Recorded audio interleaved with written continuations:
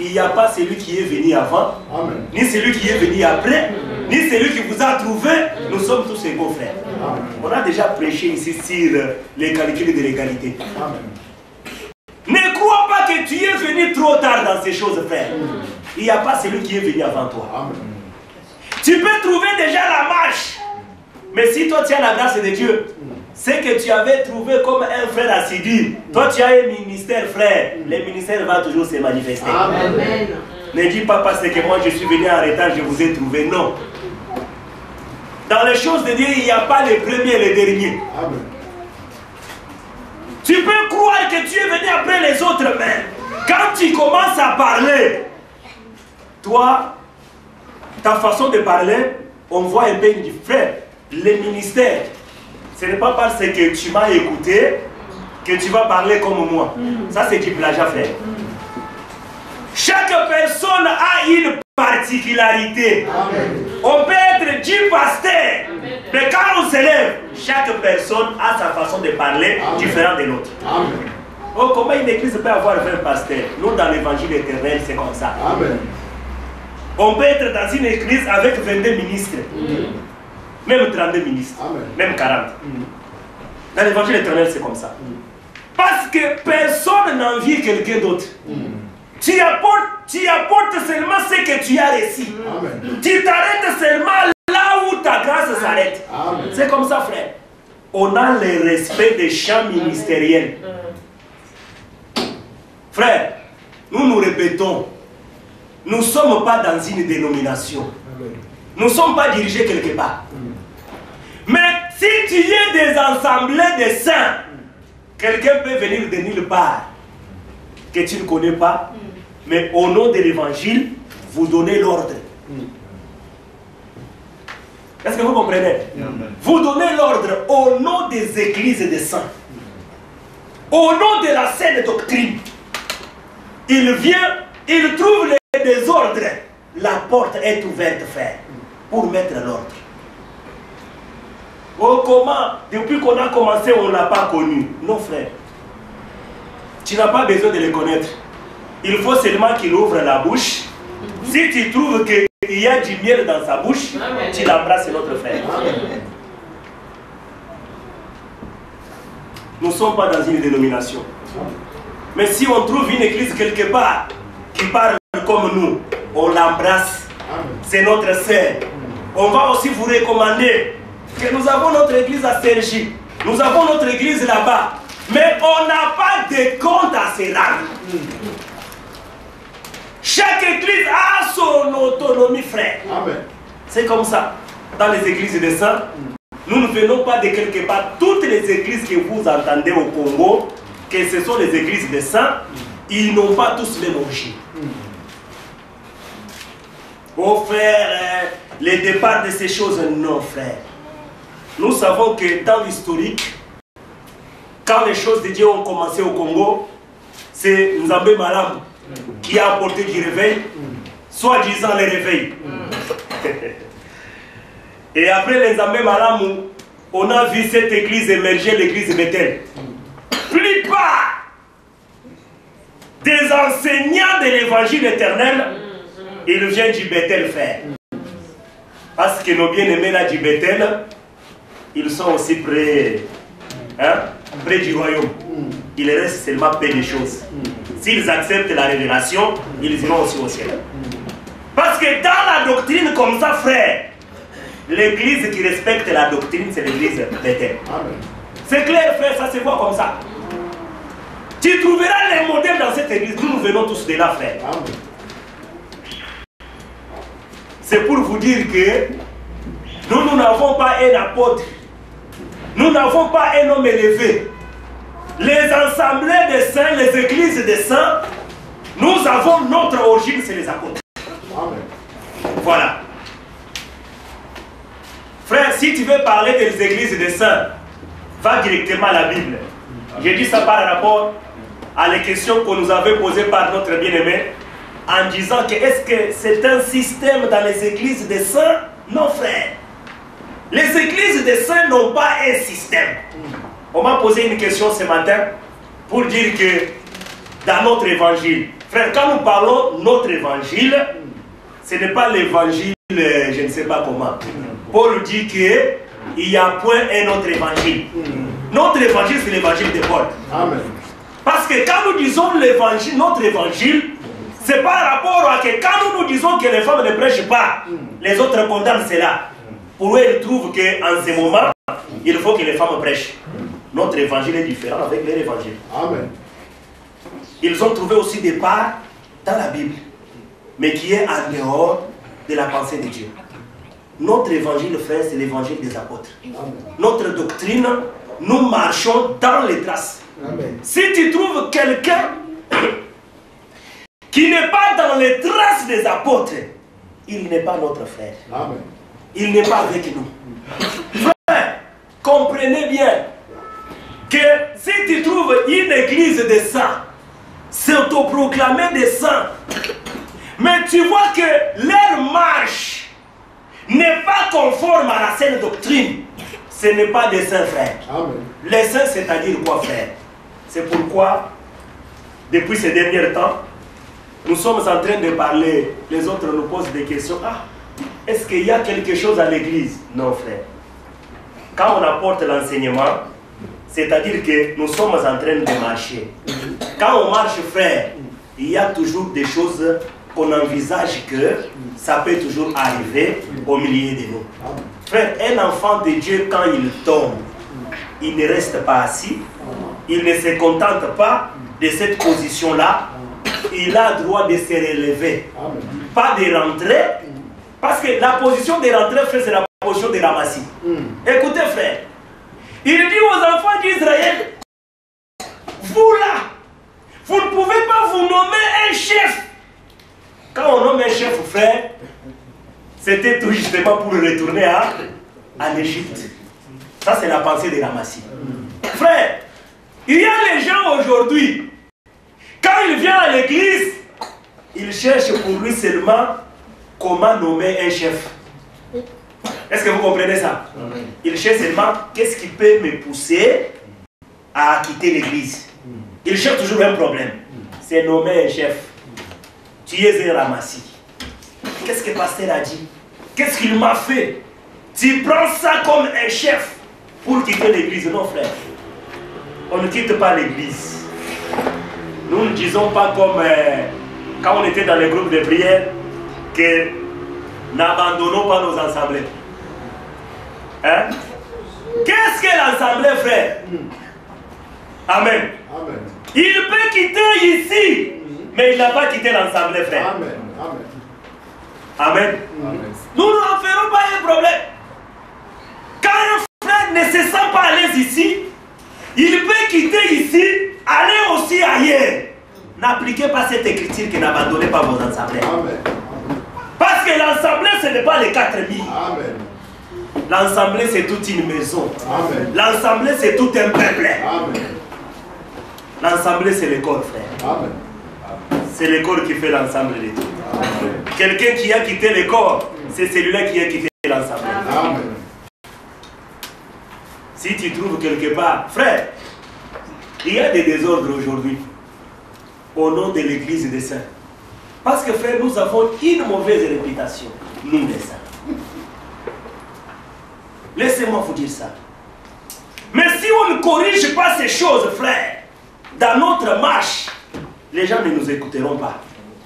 Ceux qui viennent du Congo, quand tu parles seulement, oh, nous sommes les saints, on vous voit directement les pécheurs, les gens de mauvaise vie. Parce que ceux qui sont venus avant nous, ils ont enseigné des choses par rapport à leur vie.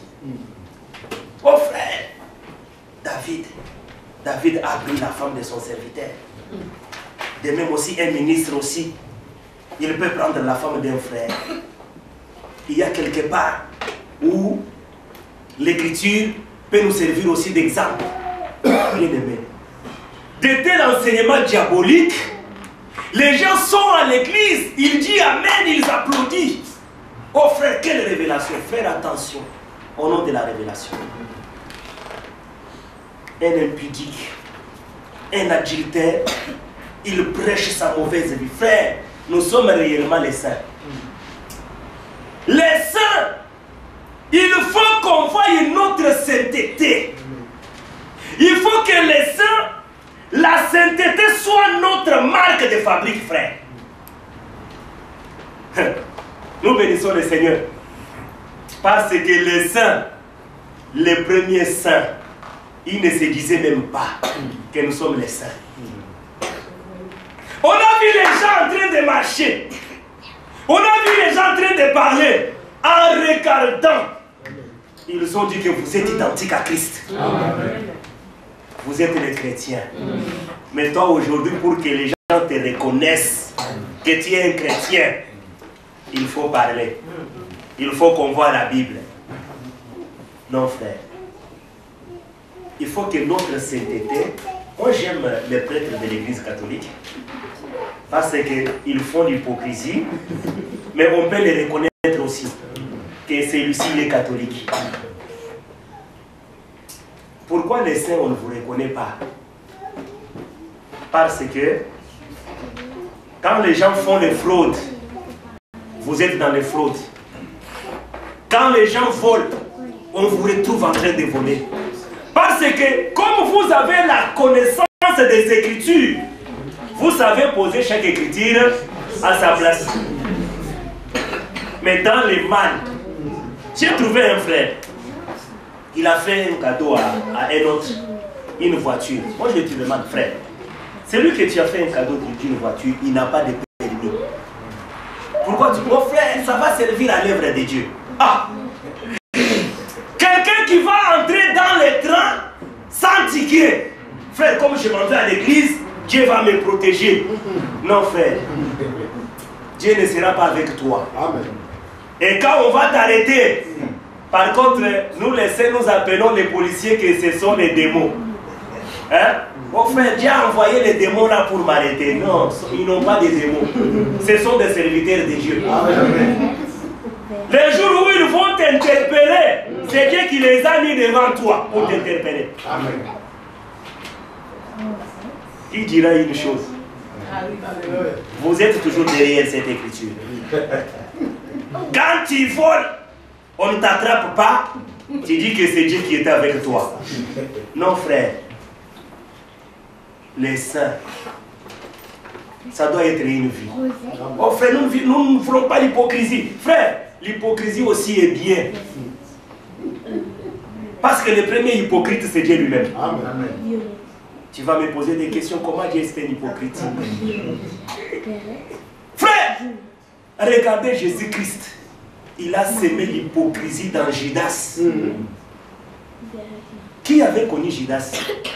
Personne, frère. Personne n'a connu Judas. Parce que quand ils sont partis chasser les démons, Judas était avec eux. Amen. Quand ils enseignaient la parole, Judas avec eux. Le jour où on a reconnu que tu es le Messie, le Fils de Dieu vivant, frère, Judas était là. Amen. Avant nous. Mais Jésus-Christ était capable de semer l'hypocrisie dans cet homme. L'un d'entre vous est un démon. Oh! Un démon! Il commence à se regarder. Ils ont fait recours à Jean, qui était les disciples. Jésus aussi. Il aimait les autres plus que... C'est ce qui est écrit dans la Bible. Amen. Les disciples qui étaient les plus aimés. Frère, vous avez vu même que les grands morceaux de la révélation, c'était Jean, c'est lui-là, qui dormait dans la poitrine du Seigneur. Vous voyez déjà le message, frère. Parce que ces jours-là, Lazare s'est retrouvé dans la poitrine de quelqu'un. Abraham, le type du Seigneur Jésus-Christ. Frère, le moment arrivé. Est-ce que demandez, toi qui dors dans un séquille, Jésus pouvait garder les secrets. Parce que il y a des choses qu'on parle toujours dans les paraboles. Toute sa vie était la vie des paraboles. Amen. Il dit que les jours viendront. Quand Jésus-Christ a révélé Judas, Judas n'a pas resté même 3 minutes au milieu d'eux. Parce qu'il a dit que attendez seulement le moment viendra. Celui que je prendrai les pains, ou je tremperai dans le vin, je donnerai. Frère, l'évangile éternel, ce n'est pas seulement pour les gens qui seront enlevés. Amen. Tu viens écouter l'évangile éternel, ou bien tu prêches l'évangile éternel, c'est pour être condamné avec l'évangile éternel. Frère, les pains trempés. Vous savez l'explication. Quand nous parlons du pain, le pain c'est la parole. Mais le vin c'est la révélation. Les stimulants même de la parole. Ce n'est pas les 40 au salut, frère. Ce n'est pas dire que parce que tu es un prédicateur, c'est toi qui seras sauvé. Non. Dieu sauvera que les frères. Dieu sauvera que les fils. Tu peux être un ministre, mais tu es ministre. Si Dieu est d'accord avec appelé Moïse, il a donné la sagesse qu'on va confectionner les habits pour les souverains sacrificateurs.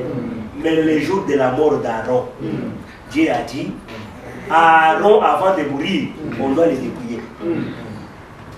Il faut que les vêtements d'Aaron restent. On avait compris tous que les vêtements c'est le ministère.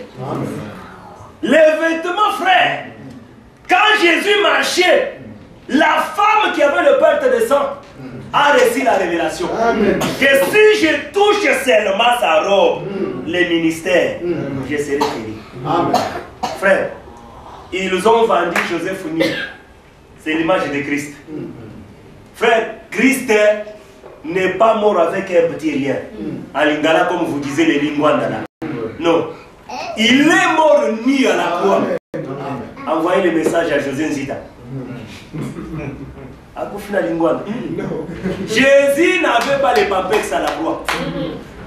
La Bible dit qu'il était nu. Toi, José Nzita, tu as trouvé ça où? Dans quelle Bible? C'est pourquoi on a dépouillé Joseph. Il est resté nu. Frère, écoutez la pensée de Dieu. Ces frères, ils nous ont dit qu'on a vendu. Joseph, il est parti. Maintenant, qu'est-ce que nous allons annoncer à notre Père? Il faut chercher un bouc. Le bouc d'Azazel. Que nous allons égorger. Et nous allons tremper les vêtements dans le sang. Et nous allons apporter ça à notre Père. Frère, vous savez que la préférence du Père, quand tu viens seulement annoncer que ton fils a été dévoré sans les signes, tu ne trouveras pas grâce. Écoutez ce qu'ils ont dit. Et on a apporté les vêtements à leur père. S'il va reconnaître si c'est le vêtement de son fils. Frère, sans l'infusion du sang, point de pardon des péchés. Amen. Mais tu vas voir qu'en réalité, Jacob a considéré que son fils était mort. Mais en réalité, Joseph n'était pas mort. Joseph, il est parti vivant en Égypte. Mais chez son père, il a fait une grande deuil. Que son fils, il était mort. Est-ce que Jésus-Christ pouvait mourir à la croix? Il ne pouvait pas mourir. Et tu vas regarder aussi la chose. Que Jésus, avant de monter à la croix, on lui avait aussi dépouillé de ses vêtements. On les a aussi tirés au sort. 4 soldats. Et les derniers, on l'avait tiré au sort. Pour dire qu'il avait les 5 vêtements sur son corps. Les ministères, frère. Vous allez comprendre, bien aimé, que les enfants de Joseph et les enfants de Jacob, pour trouver grâce devant leur père, il fallait que les vêtements soient trempés dans le sang. Bien aimé, sans l'infusion du sang, point de pardon des péchés. Qu'est-ce que nous voulons dire, frère? Les sangs qui pardonnent les péchés, c'est quel sang? Aujourd'hui, frère. Pour recevoir le pardon, il faut avoir le vêtement, mais qui est trempé dans le sang, pour trouver grâce. Un homme qui parle en langue aujourd'hui, mais quand on regarde, il n'a pas le vêtement. Comment tu parles en langue? Un homme qui prophétise aujourd'hui, mais il n'a pas les vêtements. Comment tu peux avoir le sang, mais tu n'as pas les vêtements, frère? Il faut avoir les vêtements, mais qui est trempé dans le sang pour recevoir le pardon de Jacob. Bien-aimé, la pensée de Dieu, c'est quoi? L'évangile que vous écoutez, que nous aimons tous, frères, l'évangile doit saigner. Il faut écouter la parole qui saigne. Les sangs, frère, c'est quoi? C'est-à-dire quand le Père a reçu les vêtements avec le sang, le sang c'était le signe que mon fils a été dévoré par une bête. Les signes de perte de la vie. Frère, écoutez. Jean chapitre 2, vous allez prendre note. Le verset 27 nous dit ceci. Il dit que vous avez l'onction et l'onction vous enseigne. Frère, l'onction marche avec l'enseignement. Un homme qui n'a pas l'enseignement, il ne peut pas recevoir le Saint-Esprit. Amen. Pour recevoir le Saint-Esprit, il faut d'abord avoir l'enseignement. Amen. Amen. Frère, nous avons les preuves. Parce que quand Pierre enseignait dans la maison du Corneille, c'est au moment